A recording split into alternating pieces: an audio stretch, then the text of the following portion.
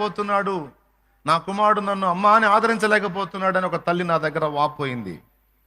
ఎందుకమ్మా అంటే ఇదే కేసు చెప్పింది.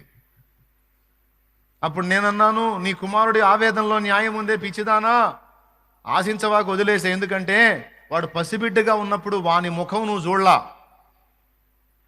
సమాజంలో వాడు ఎన్ని మాటలు పడ్డాడో, ఎంత కోతకు గురయ్యాడో.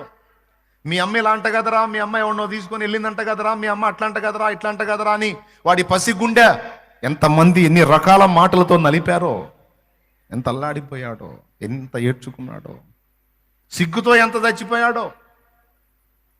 వాని ముఖం చూడలేదుగమ్మా కన్న తల్లి. నువ్వు రాక్షసిలాగా నువ్వు నీ స్వార్థాన్ని చూసుకొని కన్నావు, నీ కామాన్ని కన్నావు. వాడిని ఆంతను బలిపశువుని చేసి వదిలేసి వెళ్ళిపోయావు.